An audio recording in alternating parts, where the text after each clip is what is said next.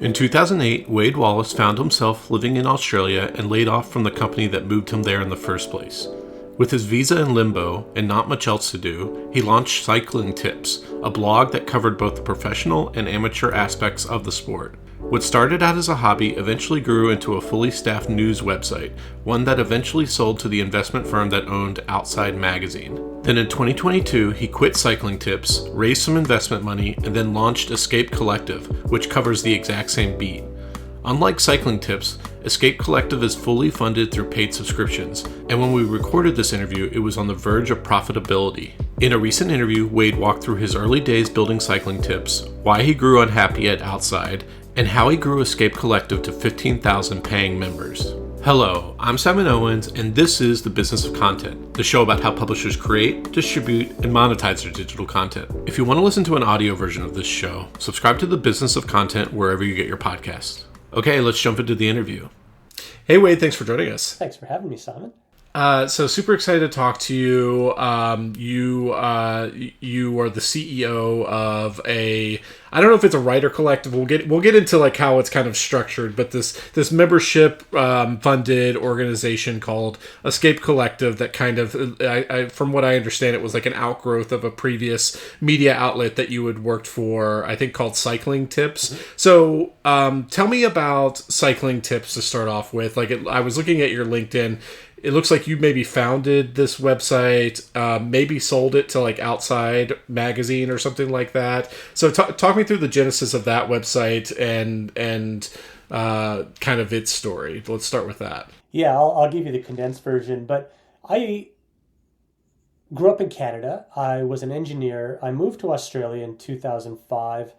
And quite soon after the GFC came in 2008, the global financial crisis. So I found myself in a far off land with kind of a precarious work situation with my visa.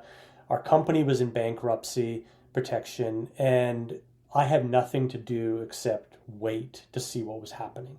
So within 10 minutes of thought, I started a Google Blogspot account, if you remember that, and I started a blog. And I remember I always loved Seth Godin. I don't know if you know Seth Godin, but he's just marketing guru. Yeah, I loved what he did, and I'm like, I'm just going to do 200-300 words a day of maybe everything I've learned about cycling. Like this just put me in a place where I had some positive energy I can contribute to my little community, and I was literally writing for nobody except for maybe the 100 people I knew.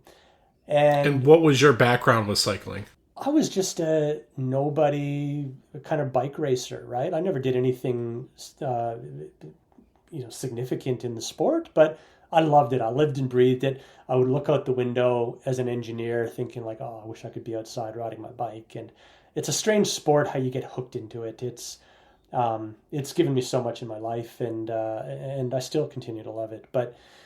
And you were you would sign up for races in advance and train for them and stuff like that? Yeah, that kind of thing. It is a very all-consuming type of sport. Yeah. And what is it? So I run in half marathons and stuff like that. Is it a similar thing where they're upcoming races and anybody can sign up and join that race? Is that how it kind of works? It's a little bit like that, but times have changed and progressed more like that, but it was a lot less inclusive at the time in terms of you almost had to live and breathe it, or you maybe signed up for one event a year. There was very few in-betweens where you could, sign up for a half marathon. That type of thing exists in droves now. It's a really healthy ecosystem. But at the time it was a little bit different. But Australia had this wonderful culture. And when an outsider comes in, you sort of have a bit of a different perspective. And I think that was a bit of my strength, not knowing it at the time, where I saw these different things happening in Australia that I didn't see elsewhere. And I had a bit of a different perspective that allowed me to write about it every single day. And that was a very fulfilling experience, and it became almost this accidental business. So you were covering cycling from an Australia perspective, focused specifically on cycling in Australia? Focused basically not even Australia, just out the popular riding road outside my front door, basically, called Beach Road. And that was the audience, right? It was not a commercial endeavor. It was not a big ambition. It was just, let me pass on some information or observations I've seen while, living here in this brief time and kind of like articulating this amazing cycling culture we have here. That was it. And you participated in the sport yourself. Were you also like paying attention to what was happening with the professionals and stuff like that? Yeah, and that was kind of one happy accident that allowed me to do this because I was bike racing at the time, and a lot of my friends knew these people, Australians, who were racing the Tour de France and that level at the time. So I got to know them through just these natural connections. And then, hey, maybe I'll do an interview with this person who just won a stage at the Tour. And I was starstruck at the time, right?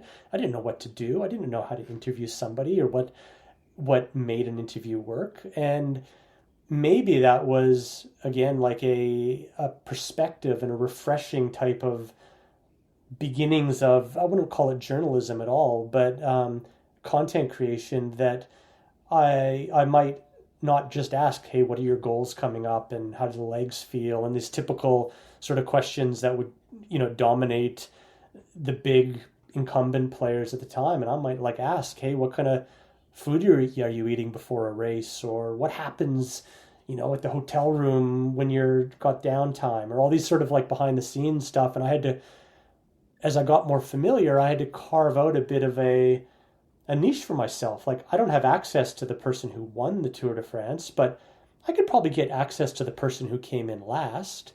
And I did. And it was just, I just working my way out, figuring it out, knew nothing about it at the time.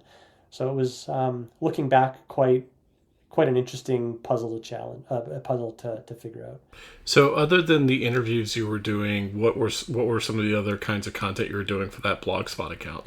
Things like maybe my own experience racing a fairly big race like the national championships. Again, I wasn't one of the top guys in that. I was like a mid-pack type of guy. Or just how to gauge your nutrition, how a nutrition strategy for a long ride, and it was called CyclingTips because it was just, I didn't know what else I was going to write about, and I didn't know how people were going to find it. So I called it the thing that I kind of Googled when I was looking for advice on cycling, like cycling tips. And my goal was just to get on the top search result in Google. And it was early SEO, but I didn't know that's what I was doing, right? And how did people start finding you? Other blogs might start putting me on their blog roll because there was this little wonderful collection of writers who did all these different things. Like there was this one in New York called Bike Snob New York City. He was brilliant. He still is brilliant. I loved his blog, and he might mention it. Or another one that's completely different might put me on their blog roll. And this community of bloggers started sort of supporting each other and getting to know each other, and maybe a guest post might be written or something like that. But forums were pretty much the only way that you could get outside of your bubble, basically, right? There was no social media at this time. This was 2008. So your company goes bankrupt, you start this blog.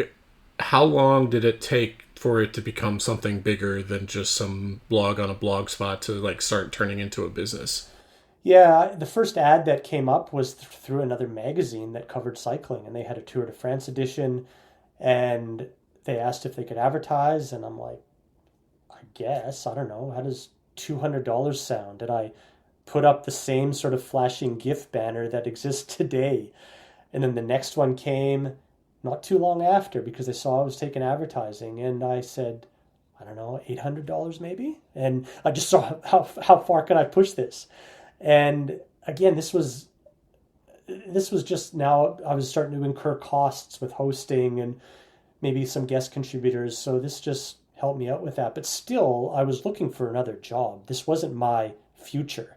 This was maybe the equivalent of now having an Instagram account and like, how am I going to commercialize this? It never entered my mind.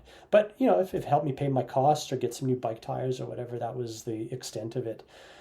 And it started growing and getting more. And I started thinking, well, I need to figure out a way to handle the business side of this, because me writing all the content and then switching to business, and then that mix of people were asking me to review their product, and they were the same people that were advertising. So I knew I had to separate this relationship to maintain any credibility. Something that I think a lot of influencers maybe have navigated really, really well, the successful ones anyway. But this was not intuitive to me whatsoever. This was like, how do I figure this out? There wasn't examples for me to go on. And I didn't come from an editorial background either. So I was quite naturally going about this in a way that I ended up the exact same place that these places that knew what they were doing ended up at too, right? So So how long did it take before it became something bigger than yourself in terms of yeah, bringing on other people and stuff like that? I think it was 2013 I hired my first employee, and that was one of the biggest decisions of my life. Like, who is this person? And I found somebody who had their own blog, was an editor at a much larger mainstream publication, and he took a chance on me. His name is Matt Denif, and after he came on board, it was a really awkward transition of like, this is Wade's personal blog. Now somebody else is both writing for it and commissioning content. And I didn't know how to make that transition, but at least I could find the advertisers in order to pay for this.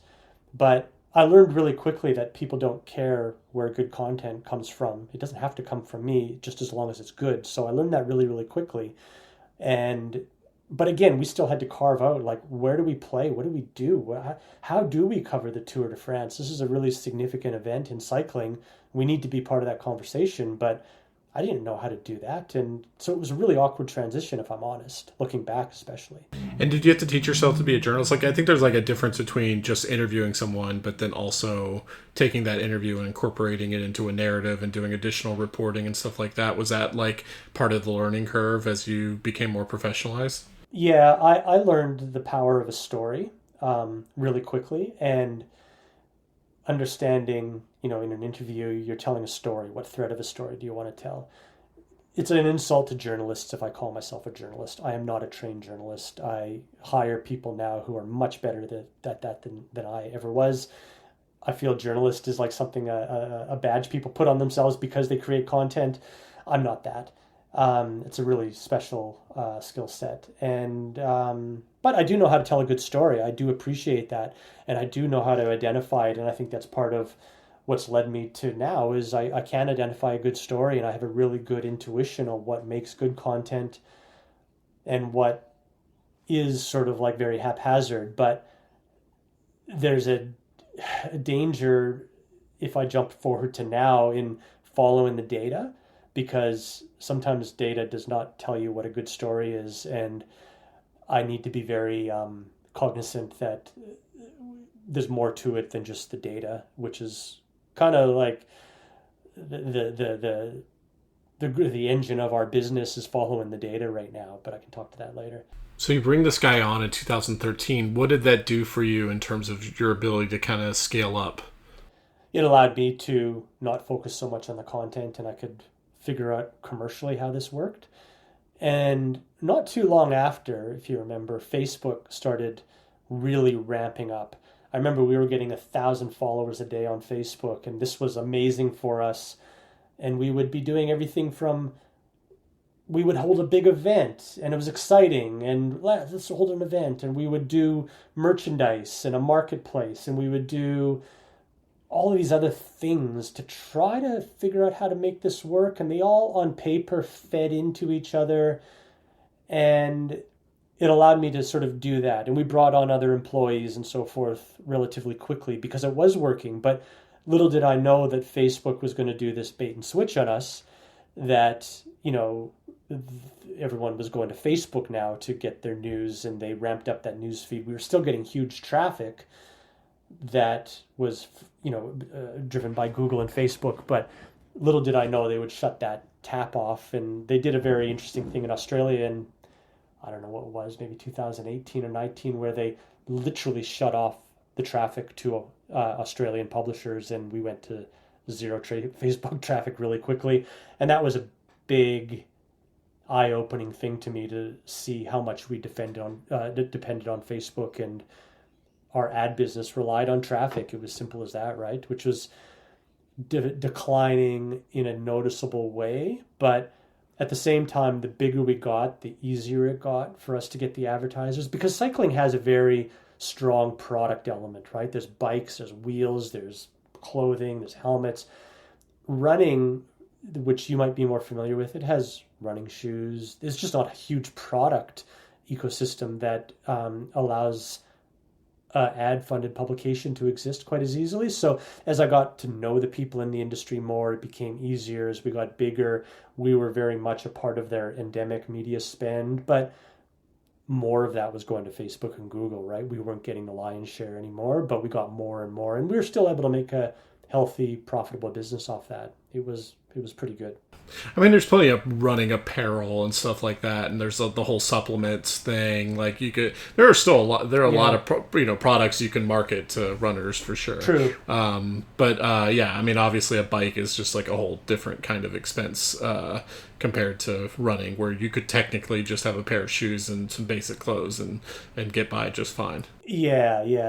I mean, the saying, what wins on Sunday sells on Monday. There was always homepage takeovers for whoever won that race yesterday, and like we could sell out of those every year, and it was a very healthy advertising business, but we knew we had to change. And towards the end of that, before we were acquired by outside, we had a very healthy membership. We knew we had to transition and try to figure out membership, because that was going to be a healthy part of our future, because we could see the ad market declining in a tangible way. So we needed to figure out how to make that work, because we saw that was the only way we're going to survive in the long term. Because it was just like you wake up January 1st and you had a sales team running around the world getting ads that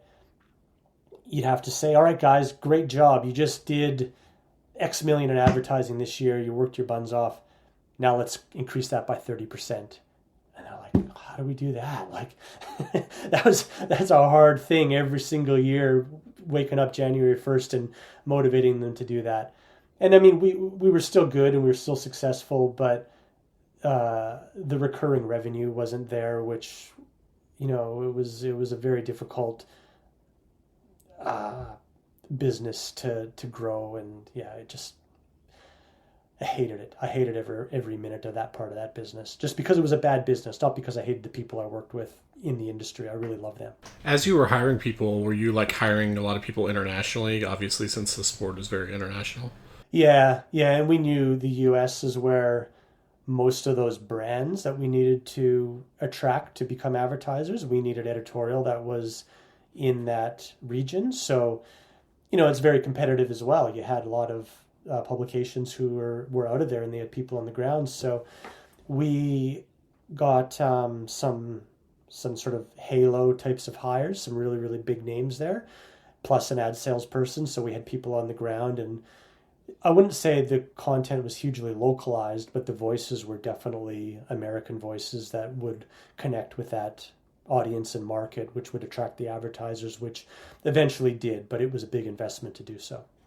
I had someone who recently on the podcast who was like the head of content for Sail GP, which is like a competitive sailing league, and like they have a lot of kind of upscale or luxury type advertisers, like the Rolex and the United Arab Emirates and stuff like that. It strikes me that cycling is also one of those sports, like tennis, that is kind of trying to go for a more elite audience. Were you able to attract those kinds of advertisers, or was it mainly just like bike apparel, bicycling specific advertisers? That's a good question, because it comes up all the time. Like, why can't you get the watches, the banks, the airlines and stuff? And cycling is a sport that is dependent on wealthy philanthropists or sports washing types of nations coming on board and pouring their money into their passion, and or needing soft power out of it with owning a sports team or whatever. So we would once in a while go and get like a car brand, but it was just dependent on the chief marketing officer loving cycling, thinking that, not thinking, but using their budget is to activate in cycling, or these could have been B2B deals. You never know, right? Or just some sort of you know, because they loved it. But that's what you're depending on, is that someone loves the sport and then they go off to another job and then a big hole is left. They stop advertising in cycling. So it was incredibly undependable, right? We would take them when we got them, but then you would have someone spend $1 million with you a year and then they would move on jobs and someone else comes and takes their place and like, well, I was spending money on cycling. I hate cycling. Let's do it in F1 or whatever, right? So it was a horribly undependable way of doing things. And like I remember an example, Renault cars were a sponsor of a big team, and I got an introduction to the person in charge of their ad spend.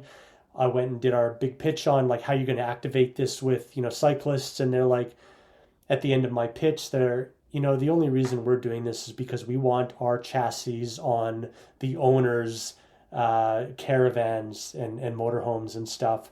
So this is a B2B deal. We don't really care about the consumers. So I'm like, well, you never know what these things are for, right? They're often not what you think. And you said before you were acquired by Outside, you launched a membership. What year was that, and like what did you offer? We had slowly been doing that, and we did it in 2017, and we were kind of offering we didn't know at first. We broke the number one rule, is like, don't offer the smorgasbord of benefits. Make sure that they all tie back to your core offering. But at that time, we were confident enough that our editorial was our core offering. We gave that away for free.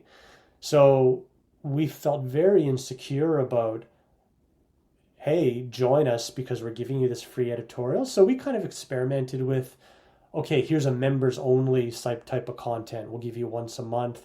And here's a whole bunch of other stuff we'll give you. We tried everything from, oh gosh, like, cashback schemes to, you know, we had an annual summit, which was like kind of a trip that we brought people on. But eventually we ended up at a metered paywall approach where we navigated this and balanced this ad-driven model, but also you get 5 or 10 free articles. That was leaky intentionally so that we could still serve ads, but the people who believed in our mission of independence and good quality, and this isn't free to produce, those people signed up, but it was never going to be the majority of our business. It was always just a small add-on to it. But that experimentation and that getting through the mess of figuring it out really gave us good insight to do what we're doing now, and confidence. So what year did you sell to Outside? I believe that was 2020, you know, the era of when COVID created all this cheap money. It might have been July of 2020, I think. Zero interest rate phenomenon, basically. Exactly. And so Outside, you know, I thought they were doing something smart where they were just like, we're going to acquire all these like niche publications in different outdoor activities, and we're going to sell this kind of bundled subscription. So you pay for one, you get access to all of them. I don't know if that strategy proved out. Maybe they overextended themselves because money was cheap at that point and acquired too many publications. But like, what was your experience running the site under Outside? Yeah, we were acquired previous by a private equity firm who were really good, actually, despite the negative press private equity gets. They were excellent. So I had lost control of the business at that time, or sold control of it. And so anyway, Outside was acquired us without my input, but it was fine, right? Like, it doesn't owe me anything. Coming on board, But you were just a salaried employee at that point. Exactly, yeah. With options in Outside, and what Outside originally, their sort of value prop, which you just described, sounded really clever to me too, and I was excited to be a part of it because I had really seen The Athletic. Do you know The Athletic? That sold to New York Times. I had thought that was like a really clever business. I really aspired to everything that was about. I loved it, and I thought Outside was doing the same with outdoor sports. But that didn't really prove to be what they were doing. Um, and which kind of deflated me, but I was still like, fine, like this is innovative, this is interesting. I'll go along with it. I'll support it however I need to. I'm happy to be a part of it. But it was internally really confusing. We could go on to that, but they raised all this money. They acquired like 20 of these, um, mostly uh, floundering publications. But we were doing well, right? We were one of the few that were doing well, and we were also part of the sort of crown jewel of mountain bike, and they really wanted the mountain bike, right? We were good, but really what they wanted was the mountain bike. I'm not going to sort of say that we were the reason why they acquired us. It was the mountain bike publication that was the crown jewel of all of mountain bike and the asset they didn't have, but we were so connected with them in terms of internal operations and sales teams and everything that we came along with them. And When you say mountain bike, what do you mean? there was There was a separate publication? yeah, it's called Pink Bike, and it's a very 90s looking website. It was created in the 90s, but it had a huge community of really, passionate followers, and it's an institution in mountain bike. And this was a separate outlet that they also acquired, or was it somehow connected to your publication prior to Private the equity acquisition? owned them. The private equity owned both you, so bought them together, and okay. Yeah. So you maybe worked in the same, like, did you share staff or anything like that? We shared Yeah, operations team. We shared like graphic design. We shared sales team. A lot of ad deals were bundled together between mountain bike because we're talking to the same people often in the industry. I'm trying to make this brief, but there are details here that kind of do matter. But I got to the point in Outside where I was tasked to basically just roll up and shut down everything I had built, right? And I'm not the guy to do that, right? I'm not the guy to kind of kill what I've just spent the past 10 years building. And it didn't owe me anything, so it was an easy decision for me to leave and think about what I was going to do next. I had no idea what I was going to do next, but I was... What year was that? That was 2022. I spent a couple years there, but it was a mess in the inside, if I'm honest. Like, there were a lot of people who were just brought in, these high-level executives who maybe thought about things in a very broad-brushed way, and they had a difficult job on their hands, and I had a lot of empathy for the job and tasks that they were meant to do, but like you got all these different cultures of like 20 whatever titles that they have very, very different cultures. They all come from different places and different motivations and different business models. And tying all those together and doing broad brushed approaches to all of these just to sort of like make them cohesive, it didn't work, right? That was never going to happen. And you think they just bit off more than they could chew? Too quickly, yeah. You might be able to do like a SaaS business really quickly and, scale really quickly and all this, but like we're talking about, people behavior and habits that people create over many years and relationships that are built with these editorial titles that you just don't do quickly, right? And I got to be very careful of that as well. Like I see 10 years down the road of where we want to be, but I can't make it. Even if I was to raise $100 million right now, that can't happen overnight. I don't think it can anyway. I don't know how to do that. And I've seen from experience that you can't. So you got to move slowly. You got to move intentionally. You got to bring them along on the journey. And none of this world are quick wins, and there's no silver bullet. It's many different things combined. That's what I've learned. And, we're not out to save traditional journalism by any means, but we are out to do something different, that's for sure, and create independent business that you can trust what we say because it's member-led, not advertiser-led. And, yeah. So you leave in 2022. I think you launched Escape Collective in 2023. So walk me through the lead up to that and what your thinking was and what the strategy was and stuff like that. Yeah, when I left, I had no more way of sort of shielding my staff from all of the internal politics. And now those, the stakeholders of investors and other titles and people that were involved were just like, when you have Lance Armstrong as an investor and you also have a title that is like critical of cycling and and might ask the tough questions, that's a really hard balance to make. So now these invisible boundaries were, that I protected people from. Now that was getting into the journalists, and it was like playing whack-a-mole for the people who had to manage that. And you don't tell a bunch of journalists what they can and can't write. They're thinking of their audience and what's important to them. So that seemed to not go down very well. I didn't have internal visibility, but it started falling apart very, very quickly after I left, and people started leaving. People started getting laid off because of what they wrote, although that wasn't the official reasons, but this is what people figured. And when everybody had just walked out on outside, my former staff, I was like, what is going on here? And I'm like, started pulling out spreadsheets. What do we need to make this work? I kind of wanted to do this again in a business model that did have a sustainable approach, that we had proven in, that we had experience with.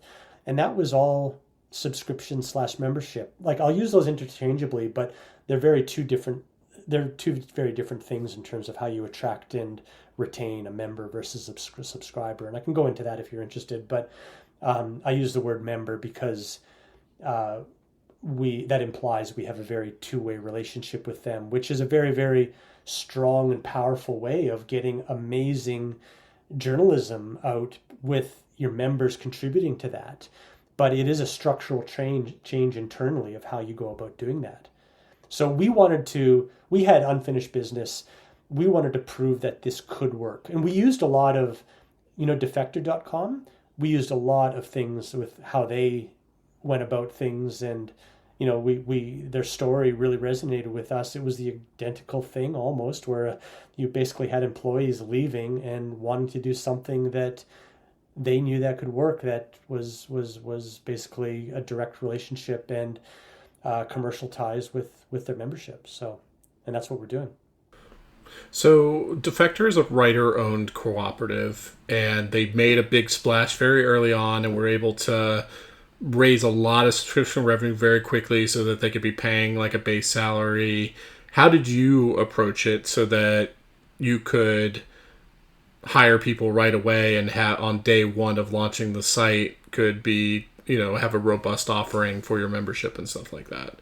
Yeah, we went about it very differently because I looked at the way Defector went about things, and I just thought, I do not know how I would deal with the mess I could foresee a few years in the future, when everyone had an equal stake in the business. Everyone does very different things.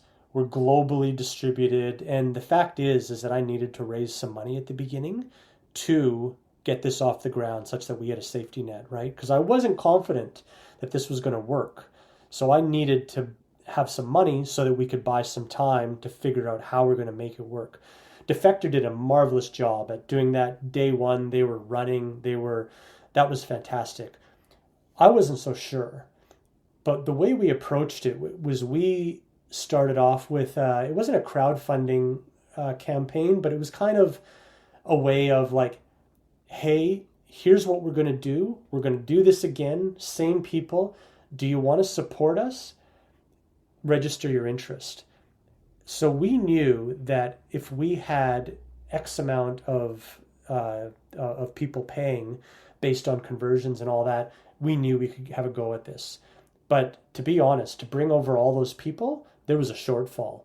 So I needed to raise enough money so that my forecasts, we could get to that profitable state, which we're just around the corner at right now. We're not profitable yet, but we're a few hundred members from being profitable. So we've done it, right, in less than 3 years. But it's taken investor money.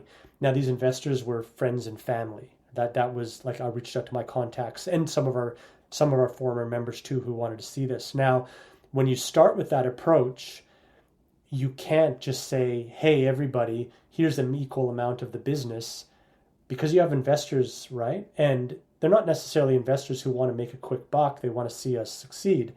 But at the end of the day, I didn't know how, and I couldn't create a business where everyone has equal say in a business that also has investors who are putting up hard cash, and these people who are paying a salary that is, more than they were making at our last place, right? So like, there's all these complications that real life doesn't exactly cater for.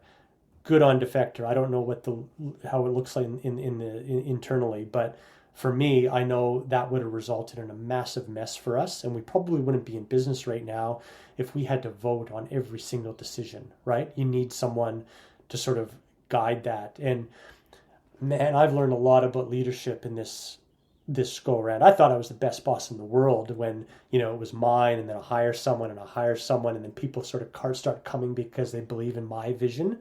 This is no longer my vision. This is our vision. And I've learned a lot about how we take people along on that and giving them a seat on the bus so that they can direct.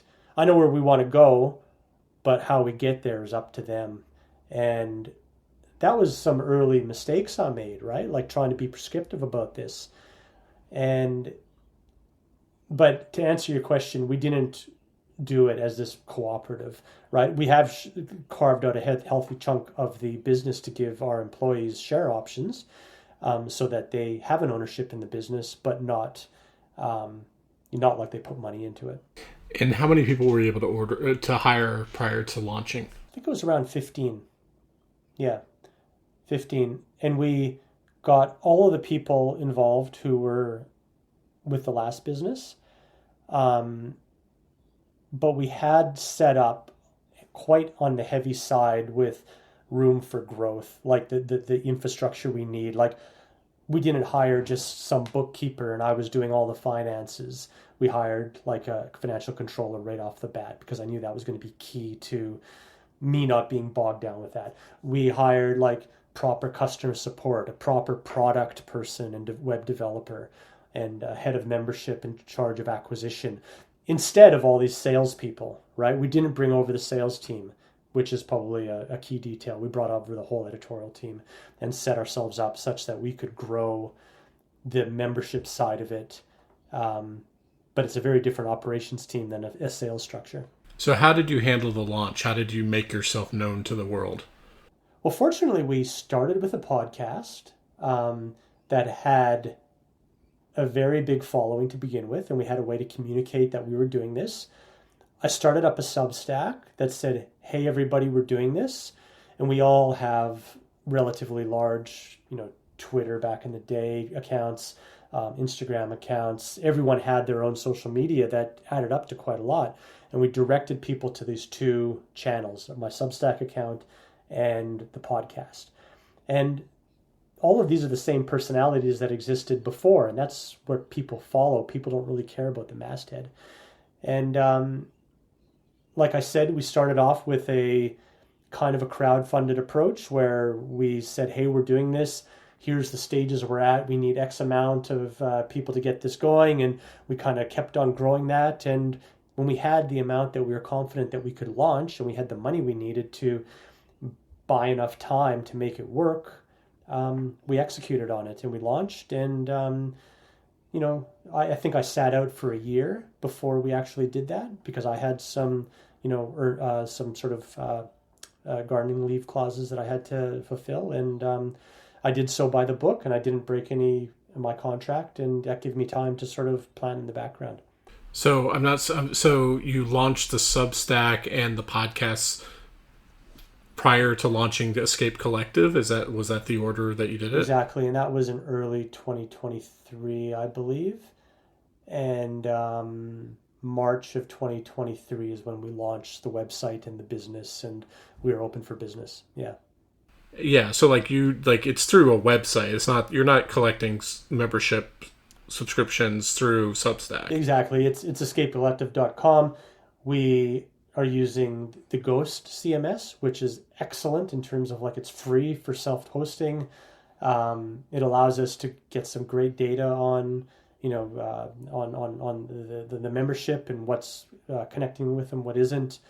So I mean, it's amazing the tools you have to have this full stack approach of all the technologies you need that 10 years ago, 15 years ago, when I opened a Google Blogspot account, you would have had to build all this from scratch. So it's amazing what you can do these days. What were you doing with the Substack? Was that your just personal Substack? I just quickly opened one like I did that Google Blogspot account, right? And Wade's Substack and, hey, everybody, here's what we're doing. And then just emails started rolling in and, hey, keep me posted on this, right? So through my own like tweets and Instagrams and social media following, and that was a great place to be able to now directly communicate with those people without relying on the algorithms of social media. So when was the official launch of the full site and everything like that? That was March 2023. Yeah. March 2023. And then from the very beginning, you didn't take ads. It was like a fully membership, like funded publication. Yeah, exactly. And we had no intention on taking ads, even though a lot of people from brands wanted to support what we're doing. But it's not because we don't want them. It's just because independence is really, really key to what we're doing. Because again, like going back to the beginning, it's very hard to cover the same sport that the endemic industry are the ones who have an interest in, and they're the ones advertising with you.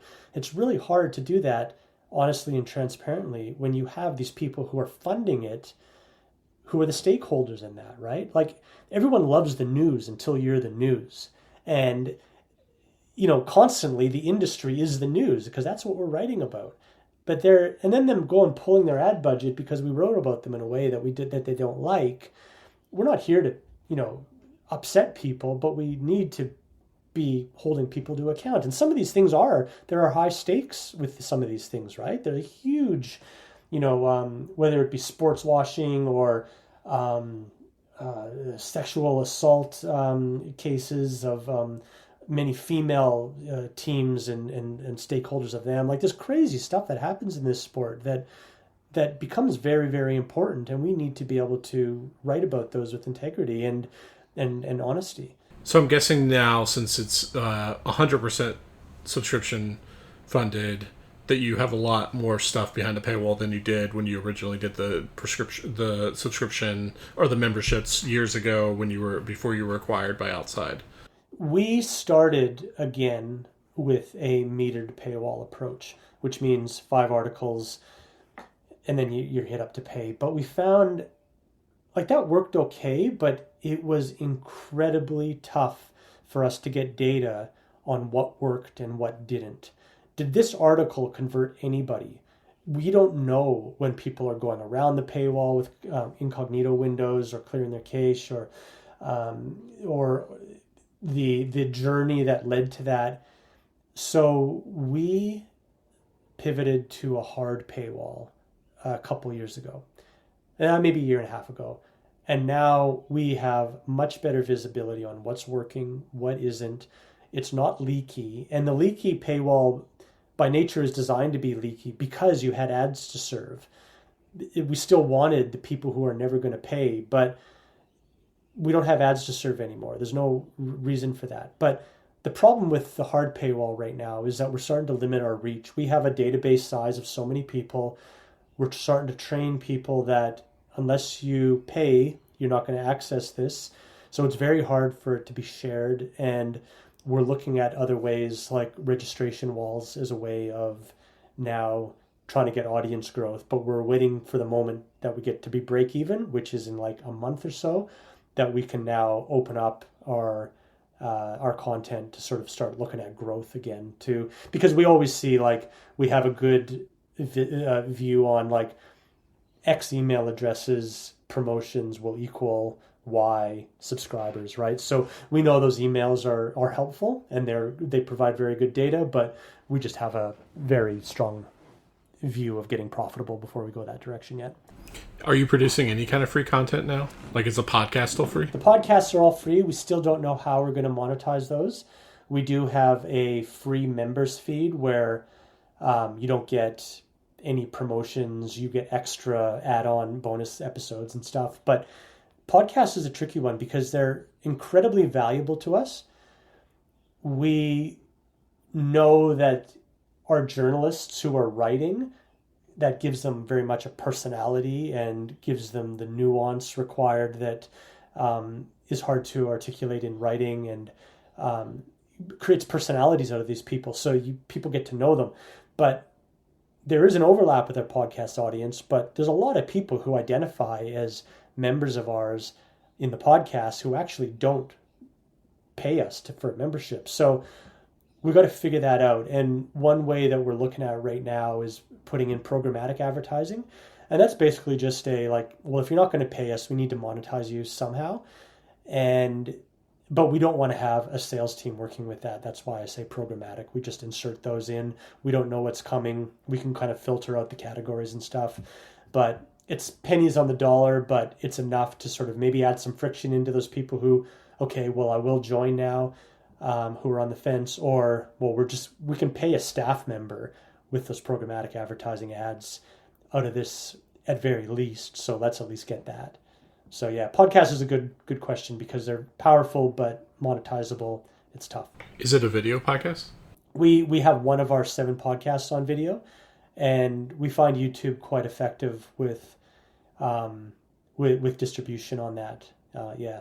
So your membership person I was emailing with, he said you guys have like 15,000 paid subscribers or so. Yeah.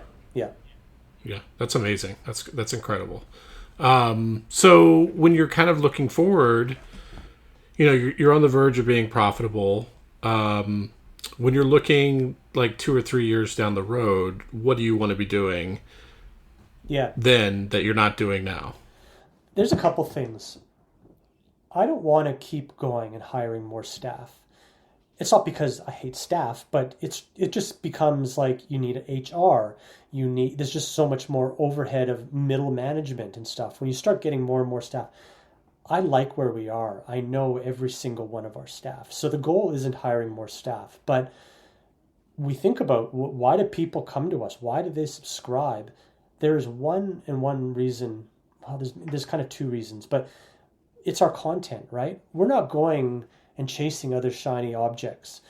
People subscribe because of our content, and they stay because of our community. People say that they love being part of this community, and that word is used so loosely these days. But when I say community, I mean that not only do they have direct connection to all of us, but they have connection to each other. We have a raging Discord server of 10,000 people, of this cacophony of noise that I can't figure out, but the people in there can. Every time I go into Discord, I'm like, I don't understand what the appeal of this is. Like, this is just too chaotic for me. Like, I like, a more kind of structured type of forum. Yeah, I'm the same.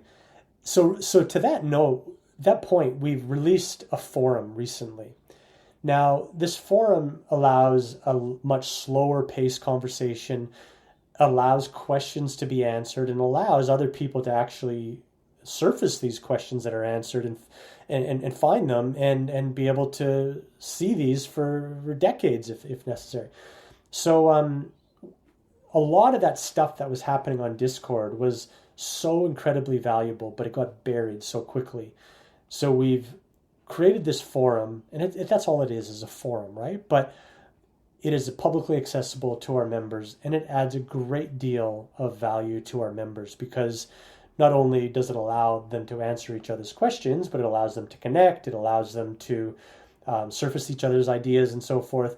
So that's one area of focus for content that I think is really, really a key to our future, because we have so many, professional cyclists, professional industry people who have expertise they want to share. And they're the people who are contributing to this. And I don't want that lost. I want that visible to everybody. So, but it's just, if we have to put them through our editorial process, that just is too much of a barrier and friction for them to do that. So a forum is a really easy way for people to contribute. And So there's a huge amount of value we can unlock there for our existing members and to attract more members to be part of that. The other, In what way? Like, what are you thinking that you could be doing differently? well, it's happening right now. It's not even doing anything differently. I've done some tests where, we have a Slack channel called Half Baked Story Ideas. And that is a channel on our Slack that's where good stories go to die. Because, if someone else's idea, no one ever wants to take someone else's idea and run with it. It's their ideas. So now instead of this half-baked stories idea, I just go and throw it on our forum. And we have more people contributing to a topic that if we were to write that story, they'd be the same people we'd source for that information anyway. So you can imagine easily with things like AI right now, like, hey, can you summarize these 200 long post forums into like the most interesting information or helpful information?